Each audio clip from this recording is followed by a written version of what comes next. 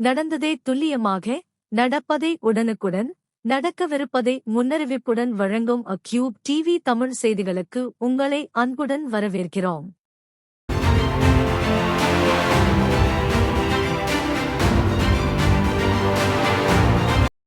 தமிழ்நாடு அரசு பணியாளர் தேர்வாணையம் டிஎன்பிஎஸ்சி நடத்தும் குரூப் 1 தேர்வுக்கான விண்ணப்ப பதிவு இன்று முதல் தொடங்கப்பட்டுள்ளது.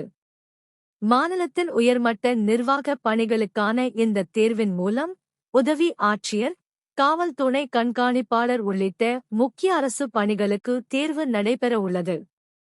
தகுதி வாய்ந்த விண்ணப்பதாரர்கள் அதிகாரப்பூர்வ டிஎன்பிஎஸ்சி இணையதளம் மூலம் ஆன்லைனில் விண்ணப்பிக்கலாம். கல்வித் தகுதி, வயது வரம்பு உள்ளிட்ட அனைத்து தகுதி விதிமுறைகளும் அறிவிப்பில் குறிப்பிடப்பட்டுள்ளன. இந்த குரூப் 1 தேர்வு தமிழ்நாட்டில் நடைபெறும் மிக போட்டித்தன்மை வாய்ந்த தேர்வுகளில் ஒன்றாக கருதப்படுகிறது. அரசு உயர்மட்ட பணிகளில் சேர விரும்பும் இளைஞர்களுக்கு இது ஒரு முக்கிய வாய்ப்பாகும். விண்ணப்பதாரர்கள் அறிவிப்பை முழுமையாக படித்து, அனைத்து விவரங்களையும் சரியாக நிரப்பி, கடைசி தேதிக்கு முன்பாக விண்ணப்பிக்க வேண்டும் என அறிவுறுத்தப்பட்டுள்ளது. தேர்வு தேதி, ஹால் டிக்கெட் வெளியீடு மற்றும் தேர்வு நடைமுறை குறித்து மேலதிக தகவல்கள் டிஎன்பிஎஸ்சி அதிகாரப்பூர்வ இணையதளத்தில் வெளியிடப்படும். பெண்கள் மற்றும் குழந்தைகளின் பாதுகாப்பு மாநில அரசின் மிக உயர்ந்த முன்னுரிமை என்று முதல்வர் விஜய் வலியுறுத்தியுள்ளார். மாவட்ட ஆட்சியர்கள் மற்றும் காவல் கண்காணிப்பாளர்களுடன் நடைபெற்ற உயர்மட்ட ஆய்வுக் கூட்டத்தில் பேசிய அவர், பெண்கள் மற்றும் குழந்தைகளின் பாதுகாப்பு தொடர்பாக அரசின் அனைத்து திட்டங்களும், நலத்திட்டங்களும், சட்ட பாதுகாப்பு நடவடிக்கைகளும் மாவட்ட அளவில் முழுமையாக செயல்படுத்தப்பட வேண்டும் என்று அதிகாரிகளுக்கு உத்தரவிட்டார். பெண்கள் மற்றும் குழந்தைகளுக்கு எதிரான குற்றங்களைத் தடுக்க காவல்துறை மற்றும் மாவட்ட நிர்வாகம் இணைந்து விரைவான நடவடிக்கைகளை மேற்கொள்ள வேண்டும் என்றும், புகார்களுக்கு உடனடி தீர்வு வழங்கப்பட வேண்டும் என்றும் அவர் வலியுறுத்தினார். மேலும், பள்ளிகள், கல்லூரிகள், பொது இடங்கள் மற்றும் பணியிடங்களில் பாதுகாப்பு நடவடிக்கைகளை பலப்படுத்துவதுடன், பொதுமக்களிடையே விழிப்புணர்வு ஏற்படுத்தும் நிகழ்ச்சிகளையும் தொடர்ந்து நடத்த வேண்டும் என்று அறிவுறுத்தினார். அரசின் பாதுகாப்பு மற்றும் நலத்திட்டங்கள் தகுதியான அனைத்து பயனாளிகளையும் சென்றடைவதை மாவட்ட நிர்வாகம் தொடர்ந்து கண்காணிக்க வேண்டும் என்றும், பெண்கள் மற்றும் குழந்தைகளின் நலனில் எந்தவித அலட்சியமும் இருக்கக்கூடாது என்றும் முதல்வர் தெரிவித்தார். கன்னியாகுமரி மாவட்ட மீனவர்களுக்கு முக்கிய அறிவிப்பு. பலத்த காற்று மற்றும் கடல் சீற்றம் காரணமாக நாளை கன்னியாகுமரி சின்னமுட்டம் துறைமுகத்தைச் சேர்ந்த அனைத்து விசைப்படகுகளும் மீன்பிடி தொழிலுக்காக கடலுக்குச் செல்லாது என்று மீனவர் சங்கங்களும் துறைமுக நிர்வாகமும் தெரிவித்துள்ளன. அரபிக்கடல் மற்றும் அதை ஒட்டிய கடல் பகுதிகளில் பலத்த காற்று மணிக்கு 40 முதல் 55 கிலோமீட்டர் வேகம் வரை வீசக்கூடும் என வானிலை மையம் எச்சரிக்கை விடுத்துள்ளது. இதன் காரணமாக கடலில் அலைகள் உயரமாக எழுவதற்கும், கடல் மிகவும் கொந்தளிப்பாக காணப்படுவதற்கும் வாய்ப்புள்ளதாக தெரிவிக்கப்பட்டுள்ளது. மீனவர்களின் உயிர் பாதுகாப்பை கருத்தில் கொண்டு எந்த விசைப்படகும் நாளை கடலுக்குச் செல்ல வேண்டாம் என்று அதிகாரிகள் அறிவுறுத்தியுள்ளனர். துறைமுகத்தில் ஏற்கனவே கட்டி வைக்கப்பட்டுள்ள படகுகள் பாதுகாப்பாக இருக்க தேவையான முன்னெச்சரிக்கை நடவடிக்கைகளும் மேற்கொள்ளப்பட்டுள்ளன. மேலும், கடலோர பகுதிகளில் வசிக்கும் பொதுமக்கள் தேவையற்ற முறையில் கடற்கரைக்கு செல்ல வேண்டாம் என்றும், சுற்றுலா பயணிகளும் எச்சரிக்கையுடன் இருக்க வேண்டும் என்றும் அறிவுறுத்தப்பட்டுள்ளது. வானிலை நிலவரத்தை தொடர்ந்து கண்காணித்து வரும் அதிகாரிகள் அடுத்தடுத்த அறிவிப்புகளை மீனவர்கள் கட்டாயம் பின்பற்ற வேண்டும் என்றும் கேட்டுக் கொண்டுள்ளனர். கடல் பாதுகாப்பு தொடர்பான புதிய அறிவிப்புகள் வெளியாகும் பட்சத்தில் அவற்றை உடனுக்குடன் உங்களிடம் கொண்டு வந்து சேர்ப்போம். மாற்றுத்திறனாளிகளின் உரிமைகளை பாதுகாக்க வலியுறுத்தி மதுரையில் ஜூலை 1ஆம் தேதி மாநில அளவிலான மாபெரும் மறியல் போராட்டம் நடைபெறவுள்ளது. தமிழ்நாடு அனைத்து வகை மாற்றுத்திறனாளிகள் மற்றும் பாதுகாப்போர் உரிமைகளுக்கான சங்கம் டாராடாக் சார்பில் நடைபெறும் இந்த போராட்டத்தில் ஒன்றிய அரசின் மாற்றுத்திறனாளிகள் தொடர்பான கொள்கைகளுக்கு எதிராக பல்வேறு கோரிக்கைகள் முன்வைக்கப்படுகின்றன. குறிப்பாக 100 நாள் வேலை உறுதி திட்டம் பாதிக்கப்படுவதாகவும், அதன் மூலம் மாற்றுத்திறனாளிகளின் வாழ்வாதாரம் பாதிக்கப்படுவதாகவும் குற்றம் சாட்டப்பட்டுள்ளது. மேலும் அந்த திட்டத்தை விபிஜி ராம்ஜி என்ற பெயரில் மாற்ற முயற்சிக்கப்படுவதாக கூறி அதற்கு எதிர்ப்பு தெரிவிக்கவும் இந்த போராட்டம் நடத்தப்படுவதாக அமைப்பினர் தெரிவித்துள்ளனர். போராட்டத்தின் ஒரு பகுதியாக பங்கேற்பாளர்கள் கருப்பு சட்டை மற்றும் கருப்பு பேட்ஜ் அணிந்து தங்களது எதிர்ப்பை வெளிப்படுத்த உள்ளனர். மேலும் விபிஜி ராம்ஜி சட்ட நகலை எரித்து கண்டனத்தை பதிவு செய்யவும் திட்டமிடப்பட்டுள்ளது. இந்த மாபெரும் போராட்டம் ஜூலை 1ஆம் தேதி காலை 10 மணிக்கு மாவட்ட துணைத் தலைவர் மாரியப்பன் தலைமையில் மதுரை திருவள்ளுவர் சிலையிலிருந்து ஊர்வலமாக புறப்பட்டு மாவட்ட ஆட்சியர் அலுவலகம் முன்பு மறியல் போராட்டமாக நடைபெறவுள்ளது. அனைத்து வகையான மாற்றுத்திறனாளிகளும் அவர்களது பாதுகாவலர்களும் இந்த போராட்டத்தில் பெருமளவில் கலந்து கொண்டு உரிமை குரலை வலுப்படுத்துமாறு அமைப்பினர் அழைப்பு விடுத்துள்ளனர். சமூக வலைதளங்கள் மற்றும் வாட்ஸ்அப் குழுக்களில் விபத்தில் உயிரிழந்த தம்பதியினரின் சிறுநீரகங்கள் தானமாக வழங்கப்பட உள்ளதாகவும் தேவையுள்ளவர்கள் குறிப்பிட்ட தொலைபேசி எண்களை தொடர்பு கொள்ளலாம் என்றும் ஒரு தகவல் வேகமாக பரவி வருகிறது. ஆனால் இந்த தகவலின் உண்மைத்தன்மை அதிகாரப்பூர்வமாக உறுதி செய்யப்படவில்லை. மருத்துவ நிபுணர்கள் மற்றும் சுகாதாரத்துறை வழிகாட்டுதலின்படி இந்தியாவில் உறுப்பு தானம் மற்றும் உறுப்பு மாற்று சிகிச்சைகள் அனைத்தும் அரசு அங்கீகரித்த மருத்துவமனைகள் மற்றும் அதிகாரப்பூர்வ உறுப்பு மாற்று ஒருங்கிணைப்பு அமைப்புகள் மூலம் மட்டுமே சட்டப்படி மேற்கொள்ளப்படுகின்றன. எனவே இதுபோன்ற சமூக ஊடக தகவல்களை உண்மை என நம்பி பகிர்வதற்கு முன்பு சம்பந்தப்பட்ட அதிகாரப்பூர்வ அமைப்புகளிடம் தகவலை சரிபார்ப்பது மிகவும் அவசியம். பொதுமக்கள் தவறான தகவல்களை பரப்பாமல் உறுதிப்படுத்தப்பட்ட தகவல்களை மட்டுமே பகிர்ந்து சமூக பொறுப்புடன் செயல்படுமாறு கேட்டுக் கொள்ளப்படுகிறார்கள். நேற்று நடைபெற்ற பௌர்ணமி தினத்தை முன்னிட்டு புகழ்பெற்ற திருக்கழுக்குன்றம் வேதகிரீஸ்வரர் மலையைச் சுற்றிய கிரிவல பாதையில் ஆயிரக்கணக்கான பக்தர்கள் திரண்டு பக்தி பரவசத்துடன் கிரிவலம் மேற்கொண்டனர். தமிழகத்தின் பல்வேறு மாவட்டங்கள் மட்டுமல்லாமல் அண்டை மாநிலங்களிலிருந்தும் ஏராளமான பக்தர்கள் அதிகாலையிலிருந்தே திருக்கழுக்குன்றம் வந்து ஓம் நம சிவாய என பக்தி முழக்கங்களை எழுப்பியபடி மலையைச் சுற்றி கிரிவலம் சென்றனர். பௌர்ணமி நாளில் கிரிவலம் மேற்கொள்வது ஆன்மீக நன்மைகளையும் மன அமைதியையும் இறையருளையும் பெற்றுத் தரும் என்ற நம்பிக்கையால் பெண்கள், முதியவர்கள், இளைஞர்கள் என அனைத்து தரப்பினரும் உற்சாகமாக பங்கேற்றனர். பக்தர்களின் வசதிக்காக காவல்துறையினர், வருவாய்த்துறையினர் மற்றும் கோயில் நிர்வாகம் இணைந்து பாதுகாப்பு ஏற்பாடுகள், போக்குவரத்து ஒழுங்குமுறை, குடிநீர் மற்றும் மருத்துவ வசதிகளை மேற்கொண்டிருந்தனர். இதனால் திருக்கழுக்குன்றம் முழுவதும் ஆன்மீகச் சூழல் நிலவியதுடன் பௌர்ணமி கிரிவலம் அமைதியாகவும் சிறப்பாகவும் நிறைவடைந்தது. கூட்டுறவு அமைச்சகத்தின் 5வது நிறுவன தினத்தை முன்னிட்டு நாகப்பட்டினம் மாவட்டம் கீழையூர் கிராமத்தில் அமைந்துள்ள அரசு நடுநிலைப் பள்ளியில் இஃப்கோ, IFFCO நிறுவனத்தின் சார்பில் மரக்கன்று நடும் விழா சிறப்பாக நடைபெற்றது. இந்த நிகழ்ச்சிக்கு இஃப்கோ கள அலுவலர் பரஞ்சோதி தலைமை தாங்கினார். பள்ளி வளாகத்தில் பல்வேறு வகையான மரக்கன்றுகள் நட்டு சுற்றுச்சூழல் பாதுகாப்பின் அவசியம் குறித்து மாணவர்கள் மற்றும் பொதுமக்களிடம் விழிப்புணர்வு ஏற்படுத்தப்பட்டது. நிகழ்ச்சியில் பள்ளி ஆசிரியர்கள், மாணவர்கள், உள்ளூர் பொதுமக்கள் மற்றும் இஃப்கோ நிறுவன அதிகாரிகள் உற்சாகமாக கலந்து கொண்டு மரக்கன்றுகளை நட்டனர்.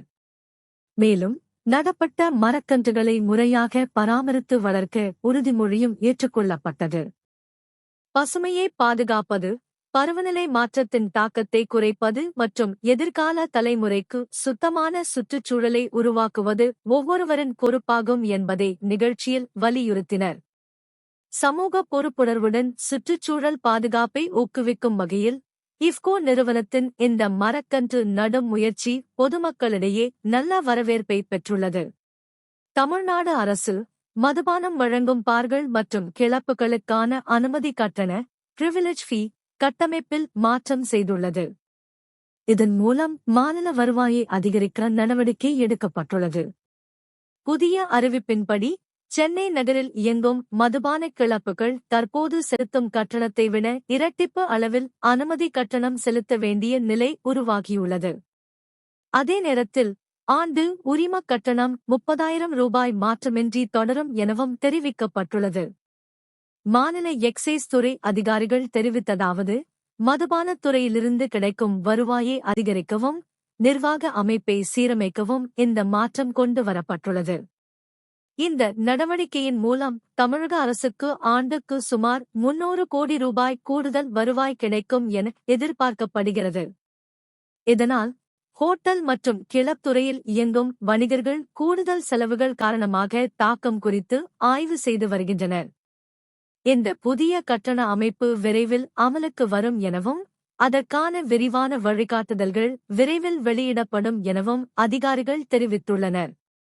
தமிழ்நாடு அரசு கிராமப்புறங்களில் இணைய இணைப்பை வலுப்படுத்தும் நோக்கில் ஒரு முக்கிய திட்டத்தை அறிவித்துள்ளது. இதன் கீழ் மாநிலம் முழுவதும் உள்ள கிராமப்புற பகுதிகளில் இணைய வசதியை மேம்படுத்துவதற்காக சுமார் 2.5 லட்சம் இணைய சாதனங்களை இன்டர்நெட்-எனேபிள் டிவைசஸ் கொள்முதல் செய்ய திட்டமிடப்பட்டுள்ளது.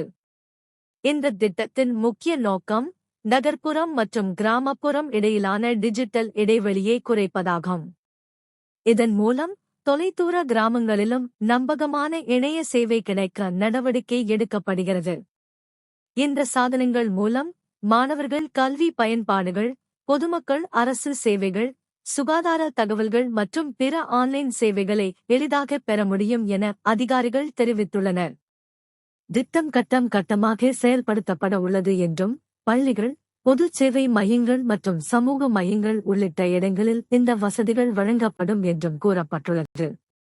இந்த முயற்சி தமிழக அரசின் டிஜிட்டல் இணைப்பு மற்றும் நவீன நிர்வாகம் நோக்கில் ஒரு முக்கியமான படியாக கருதப்படுகிறது.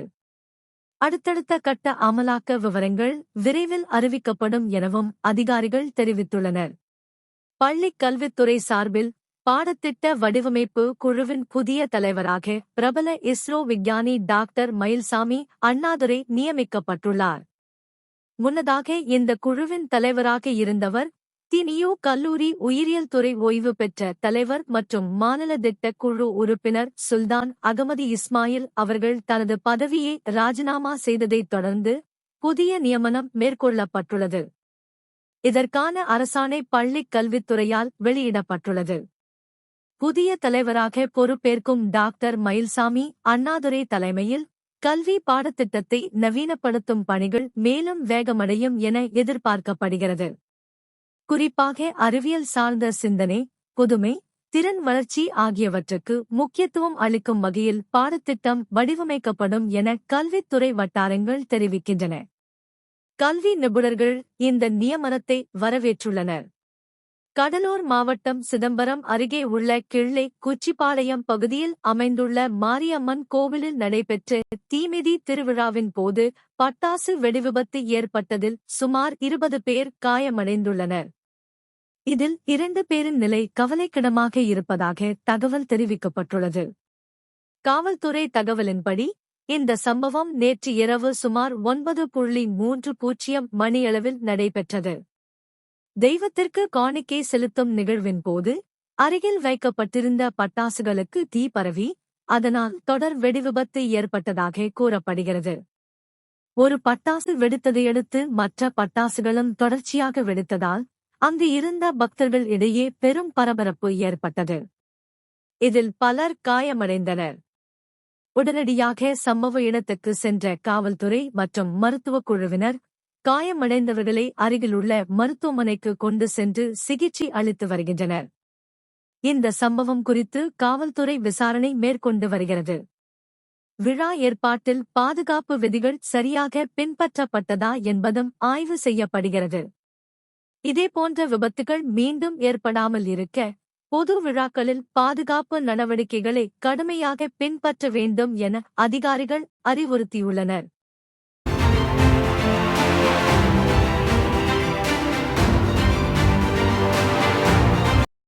இந்திய விவசாயிகளை டிஜிட்டல் தொழில்நுட்பத்தின் மூலம் வலுப்படுத்தும் நோக்கில் மத்திய மின்னணு மற்றும் தகவல் தொழில்நுட்ப அமைச்சகமும் மத்திய வேளாண்மை மற்றும் விவசாயிகள் நல அமைச்சகமும் இணைந்து உருவாக்கிய இகிசான் டிஜிட்டல் தளம் விவசாயிகளுக்கு பல்வேறு சேவைகளை வழங்கி வருகிறது. 2021ஆம் ஆண்டு ஜூலை மாதத்தில் தொடங்கப்பட்ட இந்த தளம் நாட்டின் மிகப்பெரிய ஒருங்கிணைந்த டிஜிட்டல் விவசாய ஆலோசனை தளங்களில் ஒன்றாக உருவெடுத்துள்ளது. விவசாயிகளுக்கு அவர்களது சொந்த மொழியில் சரியான நேரத்தில் நம்பகமான வேளாண் ஆலோசனைகளை வழங்குவதே இதன் முக்கிய நோக்கமாகும். இந்த தளத்தின் மூலம் வானிலை முன்னறிவிப்புகள், சந்தை விலை நிலவரங்கள், அரசு நலத்திட்டங்கள், பயிர் பாதுகாப்பு, பூச்சி மற்றும் நோய் மேலாண்மை, புதிய தொழில்நுட்பங்கள் உள்ளிட்ட பல்வேறு தகவல்கள் விவசாயிகளுக்கு உடனுக்குடன் வழங்கப்படுகின்றன. மேலும் ஆய்வகங்களில் உருவாகும் புதிய வேளாண் கண்டுபிடிப்புகள் மற்றும் தொழில்நுட்பங்களை நேரடியாக விவசாயிகளிடம் கொண்டு சேர்க்கும் வகையில் டிஜிட்டல் தகவல் பரவல் அமைப்பு பயன்படுத்தப்படுகிறது. இதன் மூலம் விவசாயிகளுக்கும் வேளாண் விஞ்ஞானிகளுக்கும் இடையேயான தொடர்பும் வலுப்பெறுகிறது. இந்த தேசிய தளத்துடன் 730க்கும் மேற்பட்ட வேளாண் அறிவியல் மையங்கள், 100க்கும் மேற்பட்ட இந்திய வேளாண் ஆராய்ச்சி கவுன்சில் நிறுவனங்கள் மற்றும் 65க்கும் அதிகமான வேளாண் பல்கலைக்கழகங்கள் இணைந்து செயல்பட்டு வருகின்றன. டிஜிட்டல் தொழில்நுட்பத்தை பயன்படுத்தி விவசாயிகளின் வருமானத்தை உயர்த்தவும், அறிவியல் சார்ந்த விவசாயத்தை ஊக்குவிக்கவும் இந்த முயற்சி முக்கிய பங்காற்றி வருகிறது. அயோத்தி திருட்டு வழக்கு தொடர்பான மனுவை அவசரமாக விசாரிக்க முடியாது என்று உச்சநீதிமன்றம் தெரிவித்துள்ளது. இந்த வழக்கு நீதிமன்றத்தின் வழக்கமான நடைமுறையின்படி உரிய நேரத்தில் விசாரணைக்கு எடுத்துக் கொள்ளப்படும் என நீதிமன்றம் கூறியுள்ளது. இந்த வழக்கு நாடு முழுவதும் கவனம் பெற்றுள்ள நிலையில் அதில் தொடர்புடைய சட்ட நடவடிக்கைகள் தொடர்ந்து நடைபெற்று வருகின்றன. இதற்கிடையில் பாரதிய ஜனதா கட்சி இந்த விவகாரத்தில் கடுமையான நிலைப்பாட்டை வெளிப்படுத்தியுள்ளது. திருட்டில் ஈடுபட்டதாக குற்றம் சாட்டப்பட்டவர்கள் சட்டத்தின் முன் மட்டுமல்லாமல் சமூக புறக்கணிப்பையும் எதிர்கொள்ள வேண்டும் என்று கட்சியின் சார்பில் கருத்து தெரிவிக்கப்பட்டுள்ளது. இந்த கருத்து அரசியல் வட்டாரங்களில் விவாதத்தை ஏற்படுத்தியுள்ளது. ஒரு தரப்பினர் குற்றச்சாட்டுக்குள்ளானவர்கள் மீது கடுமையான நடவடிக்கை அவசியம் என வலியுறுத்தி வருகிறார்கள். மற்றொரு தரப்பினர் நீதிமன்றத்தில் குற்றம் நிரூபிக்கப்படும் வரை அனைவருக்கும் சட்டப்படி நியாயமான விசாரணை மற்றும் உரிய நடைமுறைகள் வழங்கப்பட வேண்டும் என்பதையும் வலியுறுத்துகின்றனர். இந்த வழக்கின் அடுத்த கட்ட விசாரணை உச்சநீதிமன்றத்தின் வழக்கமான பட்டியலின்படி நடைபெற உள்ளது. வடகிழக்கு மாநிலங்களில் தொடர்ச்சியாக பெய்து வரும் கனமழையால் ஏற்பட்டுள்ள பாதிப்புகள் குறித்து மத்திய உள்துறை அமைச்சர் அமித் ஷா உயர்மட்ட ஆய்வுக் கூட்டம் நடத்தினார். இந்த கூட்டத்தில் அசாம் முதலமைச்சர் ஹிமந்த பிஸ்வா சர்மா மற்றும் அருணாச்சல பிரதேச முதலமைச்சர் பேமா கண்டு ஆகியோருடன் தொலைபேசி மூலம் ஆலோசனை நடத்திய அமித் ஷா, மீட்பு மற்றும் நிவாரணப் பணிகளுக்கு தேவையான அனைத்து உதவிகளையும் மத்திய அரசு வழங்கும் என்று உறுதியளித்தார். இதற்கிடையில் அருணாச்சல பிரதேசத்தில் கனமழை தொடர்ந்து பெய்து வருவதால் பல பகுதிகளில் நிலச்சரிவு மற்றும் வெள்ளப்பெருக்கு ஏற்பட்டுள்ளது. இதன் தாக்கம் அண்டை மாநிலமான அசாமிலும் எதிரொலித்துள்ளதால் ஆறுகளில் நீர்மட்டம் வேகமாக உயர்ந்து வருவதாக அதிகாரிகள் தெரிவித்துள்ளனர். இதனால் அசாமின் பல மாவட்டங்களுக்கு வெள்ள அபாய எச்சரிக்கை விடுக்கப்பட்டுள்ளது. தாழ்வான பகுதிகளில் வசிக்கும் மக்கள் பாதுகாப்பான இடங்களுக்கு செல்லுமாறும், நதிக்கரையோரங்களில் வசிப்பவர்கள் கூடுதல் எச்சரிக்கையுடன் இருக்குமாறும் அறிவுறுத்தப்பட்டுள்ளனர். தேசிய மற்றும் மாநில பேரிடர் மீட்புப் படையினர் பல்வேறு பகுதிகளில் மீட்பு மற்றும் நிவாரணப் பணிகளை தீவிரமாக மேற்கொண்டு வருகின்றனர். பாதிக்கப்பட்ட மக்களுக்கு உணவு, குடிநீர் மற்றும் மருத்துவ உதவிகள் தொடர்ந்து வழங்கப்பட்டு வருகின்றன. வடகிழக்கு மாநிலங்களின் நிலைமையை மத்திய அரசு தொடர்ந்து கண்காணித்து வருவதாகவும், தேவையான அனைத்து உதவிகளும் உடனுக்குடன் வழங்கப்படும் என்றும் அதிகாரிகள் தெரிவித்துள்ளனர். மேற்கு வங்க அரசு குறிப்பிட்ட சூழ்நிலைகளில் விசாரணையின்றி ஒருவரை அதிகபட்சம் ஓராண்டு வரை தடுப்புக் காவலில் வைக்க அனுமதிக்கும் புதிய சட்டத்திற்கு அமைச்சரவை ஒப்புதல் அளித்துள்ளது. மாநில அரசின் விளக்கத்தின்படி பொது அமைதி, சட்டம் ஒழுங்கு மற்றும் மாநிலத்தின் பாதுகாப்பை உறுதி செய்வதற்காக தேவையான சந்தர்ப்பங்களில் தடுப்பு நடவடிக்கைகளை மேற்கொள்ளும் வகையில் இந்தச் சட்டம் கொண்டு வரப்பட்டுள்ளது. இந்தச் சட்டம் அமலுக்கு வந்தால் சட்டத்தில் குறிப்பிடப்பட்டுள்ள நடைமுறைகள் மற்றும் விதிமுறைகளின் அடிப்படையில் குறிப்பிட்ட நபர்களை நீதிமன்ற விசாரணை தொடங்கும் முன்பே வரையறுக்கப்பட்ட காலத்திற்கு தடுப்புக் காவலில் வைக்க அதிகாரிகளுக்கு அதிகாரம் வழங்கப்படும். இதற்கிடையில் இந்தச் சட்டத்திற்கு எதிர்க்கட்சிகள் மற்றும் மனித உரிமை ஆர்வலர்கள் எதிர்ப்பு தெரிவித்துள்ளனர்.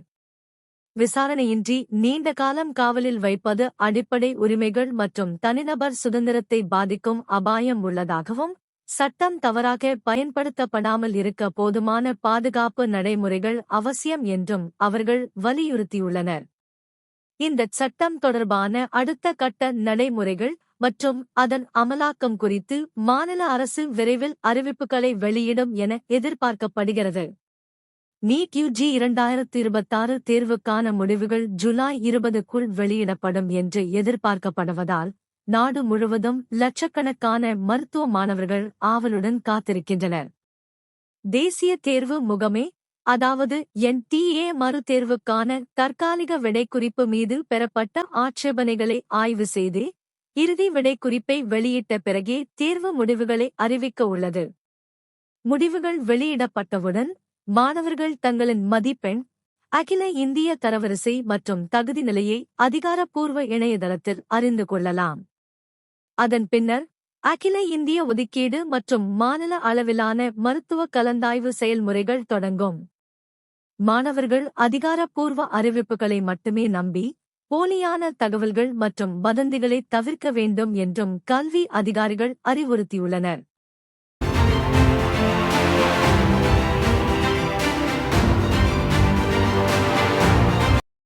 இந்திய பிரதமர் நரேந்திர மோடி சீசெல்ஸ் நாட்டு தலைவர்களுக்கு வழங்கிய பரிசுகள் மூலம் இந்தியாவின் பாரம்பரிய கலை மற்றும் கலாச்சார செல்வங்களை உலகிற்கு எடுத்துக் காட்டியுள்ளார். அந்த பரிசுகளில் முக்கியமாக இடம்பெற்றது தமிழ்நாட்டின் புகழ்பெற்ற காஞ்சிபுரம் பட்டு துணி. அதன் தனித்துவமான நெய்தல் முறை, தங்க ஜரிகை வேலைப்பாடு மற்றும் உயர்தரத்தரம் உலகளவில் பிரபலமானது. மேலும் நீலகிரி மாவட்டத்தைச் சேர்ந்த பழங்குடியினரான தோடா சமூகத்தின் கைத்தையல் சால்வைவும் பரிசாக வழங்கப்பட்டது. சிவப்பு மற்றும் கருப்பு நூல் வேலைப்பாடுகளுடன் வெள்ளை பின்னணியில் உருவாக்கப்படும் இந்த சால்வை இந்திய பழங்குடி கலாச்சாரத்தின் தனித்துவத்தை பிரதிபலிக்கிறது. இந்த பரிசுகள் சீசெல்ஸ் அரசியல் மற்றும் நிர்வாகத் தலைவர்களுக்கு வழங்கப்பட்டதன் மூலம் இந்தியா சீசெல்ஸ் உறவுகள் மேலும் வலுப்பெறும் வகையில் மென்மையான தூதரக நடவடிக்கை சாஃப்ட் டிப்ளமசி மேற்கொள்ளப்பட்டுள்ளது. இந்த நிகழ்வு இந்தியாவின் பல்வேறு மாநிலங்களின் கலை பாரம்பரியத்தை உலக அரங்கில் வெளிப்படுத்தும் ஒரு முக்கிய முயற்சியாக கருதப்படுகிறது. உலகக்கோப்பை கால்பந்து தொடரில் நடைபெற்ற பரபரப்பான போட்டியில் மொராக்கோ அணி வலுவான அணியான நெதர்லாந்தை அதிர்ச்சியளிக்கும் வகையில் வீழ்த்தி அபார வெற்றி பெற்றுள்ளது. நிர்ணயிக்கப்பட்ட நேரம் மற்றும் கூடுதல் நேரம் முடிவில் இரு அணிகளும் சமநிலையில் இருந்ததால் போட்டி பெனால்டி ஷூட் அவுட் முறைக்கு சென்றது. அங்கு மொராக்கோ வீரர்கள் மிகுந்த நிதானத்துடன் விளையாடி முக்கியமான கோல்களை அடித்து வெற்றியை உறுதி செய்தனர். அதே நேரத்தில் நெதர்லாந்து அணி சில வாய்ப்புகளை பயன்படுத்த முடியாமல் தவறியது. மொராக்கோ கோல்கீப்பர் முக்கியமான தருணங்களில் சிறப்பான தடுப்புகளை செய்து அணியின் வெற்றிக்கு முக்கிய பங்காற்றினார். இந்த வெற்றியின் மூலம் மொராக்கோ அணி உலகக் கோப்பை தொடரின் அடுத்த கட்டமான நாக்அவுட் சுற்றை கடந்து முன்னேறியுள்ளது. அதே சமயம் நெதர்லாந்து அணி தொடரில் இருந்து வெளியேற வேண்டிய நிலை ஏற்பட்டுள்ளது. மேற்கு ஆசியாவில் நீடித்து வரும் பதற்றமான சூழ்நிலையில் அமெரிக்கா மற்றும் ஈரான் இடையே நடைபெற்ற தாக்குதல்கள் தற்காலிகமாக நிறுத்தப்பட்டுள்ளன என தகவல்கள் தெரிவிக்கின்றன. கடந்த சில நாட்களாக ட்ரோன் மற்றும் ஏவுகணை தாக்குதல்கள் அதிகரித்து வந்த நிலையில் இரு தரப்பும் பதிலடி நடவடிக்கைகளில் ஈடுபட்டதால் பிராந்தியத்தில் பாதுகாப்பு நிலை மேலும் சிக்கலானதாக மாறியது. குறிப்பாக உலக எரிசக்தி போக்குவரத்துக்கு முக்கியமான ஹோர்முஸ் நீரிணை பகுதி குறித்து கவலை அதிகரித்துள்ளது. இந்நிலையில் உடனடி மோதலை தவிர்க்கும் நோக்கில் தாக்குதல்களை தற்காலிகமாக நிறுத்த இரு தரப்பும் சம்மதித்துள்ளதாக கூறப்படுகிறது. இருப்பினும் அடுத்த கட்ட பேச்சுவார்த்தை குறித்து இரு நாடுகளுக்கும் இடையே கடுமையான கருத்து வேறுபாடு தொடர்கிறது. அமெரிக்கா நேரடி அல்லது அமைப்பு சார்ந்த பேச்சுவார்த்தைக்கு தயாராக இருப்பதாக தெரிவித்துள்ள நிலையில் ஈரான் தரப்பு மத்தியஸ்தம் வழியாக மட்டுமே பேச்சுவார்த்தை நடைபெற வேண்டும் என வலியுறுத்தி வருகிறது. கத்தார் போன்ற நடுநிலை நாடுகளில் பேச்சுவார்த்தை நடைபெறலாம் என்ற தகவல்கள் வெளியாகினாலும் அது உறுதியாகவில்லை. மொத்தத்தில் தற்காலிக அமைதி நிலவினாலும் பிராந்தியத்தில் பதற்றம் முழுமையாக குறையாத சூழ்நிலை தொடர்கிறது. சர்வதேச அளவில் வெளியாகும் சில அறிக்கைகளில் கோணலிகளில் குழந்தைகள் குறிவைத்து கொல்லப்படுகின்றனர் என்ற கடுமையான குற்றச்சாட்டுகள் முன்வைக்கப்பட்டுள்ளன. இந்த சம்பவங்கள் தனித்தனி நிகழ்வுகள் அல்லாமல் ஒரு பெரிய மற்றும் திட்டமிட்ட வன்முறைச் சூழலின் பகுதியாக இருக்கலாம் என்றும் சில மனித உரிமை ஆய்வாளர்கள் இது இனப்படுகொலை ஜெனோசைட் வரையிலான நடவடிக்கைகளாக இருக்கக்கூடும் என்றும் கருத்து தெரிவித்து வருகின்றனர். ஆனால் இந்த குற்றச்சாட்டுகள் அனைத்தும் தற்போது சர்வதேச அளவில் முழுமையாக உறுதிப்படுத்தப்படவில்லை என்றும் எந்த நீதிமன்றமும் இதை இறுதி தீர்ப்பாக அறிவிக்கவில்லை என்றும் குறிப்பிடப்படுகிறது. இதற்கிடையில் சம்பந்தப்பட்ட தரப்புகள் பொதுமக்கள் அல்லது குழந்தைகள் மீது திட்டமிட்டு தாக்குதல் நடத்தப்படவில்லை என மறுப்பு தெரிவித்துள்ளன. தங்கள் நடவடிக்கைகள் பாதுகாப்பு நோக்கத்திற்காக மட்டுமே எனவும் அவர்கள் கூறுகின்றனர். ஐக்கிய நாடுகள் அமைப்பு உள்ளிட்ட சர்வதேச அமைப்புகள் பொதுமக்கள் பாதுகாப்பை உறுதி செய்யவும் சர்வதேச மனிதாபிமான சட்டங்களை கடைபிடிக்கவும் வலியுறுத்தி வருகின்றன. மொத்தத்தில் இந்த விவகாரம் மிகவும் உணர்வுபூர்வமான நிலையில் இருந்து கொண்டிருக்கிறது. உண்மைகள் முழுமையாக வெளிவர சர்வதேச விசாரணைகள் தொடர்ந்து நடைபெற்று வருகின்றன.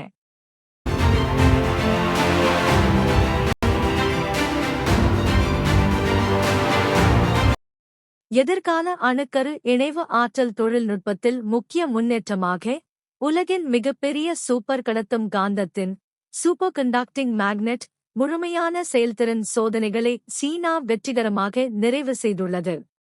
இந்த அதிநவீன காந்தம் சீனாவின் செயற்கை சூரியன் ஆர்டிஃபிஷியல் சன் என அழைக்கப்படும் அணுக்கரு இணைவு ஆராய்ச்சி திட்டத்திற்காக உருவாக்கப்பட்டுள்ளது. எதிர்காலத்தில் சூரியனில் நிகழும் ஆற்றல் உற்பத்தி செயல்முறையை பூமியிலேயே உருவாக்கும் முயற்சியில் இது முக்கிய பங்கு வகிக்க உள்ளது. சூப்பர் கடத்தும் காந்தங்கள் மிக அதிக வெப்பநிலையில் இயங்கும் பிளாஸ்மாவை கட்டுப்படுத்துவதற்கும் அணுக்கரு இணைவு உலைகளின் செயல்திறனை மேம்படுத்துவதற்கும் அவசியமான தொழில்நுட்பமாக கருதப்படுகின்றன.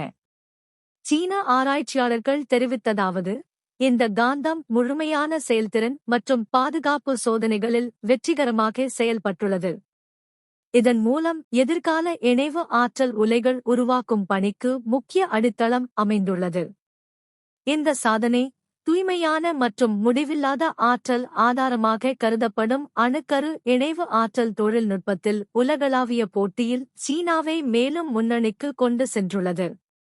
ஆற்றல் துறையில் புரட்சிகர மாற்றத்தை ஏற்படுத்தக்கூடிய இந்த முன்னேற்றம் உலக விஞ்ஞான சமூகத்தின் கவனத்தையும் ஈர்த்துள்ளது. இன்றைய முக்கிய செய்திகள் உங்களுக்கு பயனுள்ளதாக இருந்ததாக யாம் நம்புகிறோம். காணொளியை கண்டமைக்கு நன்றி. இந்த காணொளி பிடித்திருந்தால் லைக் செய்யுங்கள், உங்கள் கருத்துக்களை பகிருங்கள், நண்பர்களுடன் ஷேர் செய்யுங்கள். மேலும் தினமும் இவ்வாறான உடனடி மற்றும் நம்பகமான செய்திகளை அறிய எங்கள் அக்யூப் டிவி தமிழ் செய்திகள் சேனலை சப்ஸ்கிரைப் செய்ய மறக்காதீர்கள். நன்றி நண்பர்களே. மீண்டும் சந்திப்போம்.